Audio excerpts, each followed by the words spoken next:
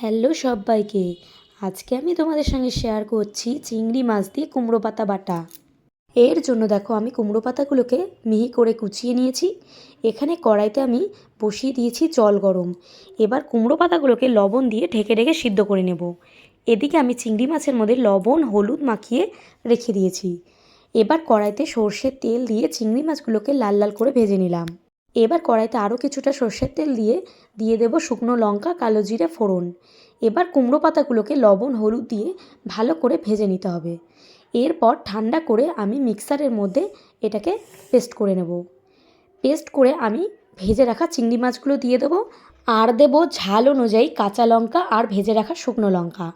এবার দিয়ে আমি আবারও একটু মিহি পেস্ট বানিয়ে নেব। এবার আমি কড়াইতে আরও কিছুটা সর্ষের তেল দিয়ে দেবো রসুন ফোড়ন। এবার আমি দিয়ে দেবো পাতা বাটা দিয়ে আমি 2 মিনিটের মতন একটু ভালো করে নেড়ে নেব। তাহলেই রেডি চিংড়ি মাছ দিয়ে কুমড়ো পাতা বাটা। কেমন লাগলো কমেন্ট করে জানিও।